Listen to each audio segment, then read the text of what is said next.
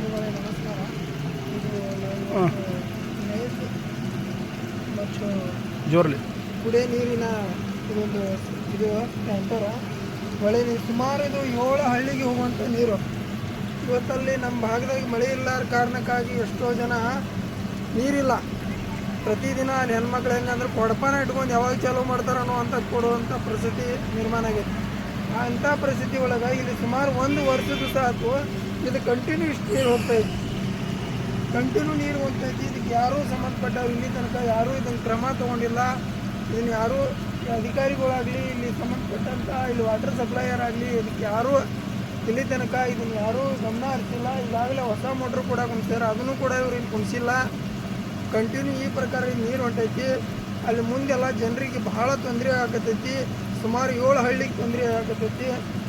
ಆಮೇಲೆ ಕುಡಿಯೋ ನೀರಿಂದ ಭಾಳ ಸಮಸ್ಯೆ ಇರೋದ್ರಿಂದ ಇದು ಸುಮಾರು ಒಂದು 5-6 ಇಂಚು ನೀರು ಇಲ್ಲೇ ಹೊಂಟೈತಿ. ಅಂಥ ಕೆಟ್ಟ ಪರಿಸ್ಥಿತಿ ನಿರ್ಮಾಣ ಆಗೈತಿ. ದಯವಿಟ್ಟು ಇದಕ್ಕೆ ಸಂಬಂಧಪಟ್ಟ ಅಧಿಕಾರಿಗಳು ಇದನ್ನು ತಕ್ಷಣ ಕ್ರಮ ಕೈಗೆ ತೊಗೊಂಡು ಈ ಕುಡಿಯೋ ನೀರಿನ ವ್ಯವಸ್ಥೆ ಸ್ವಲ್ಪ ಆದಷ್ಟು ಬೇಗನೆ ಮಾಡಬೇಕಂತೇಳಿ ನಾವು KRS ಪಕ್ಷದಿಂದ ಬೇಡ್ತೀವಿ.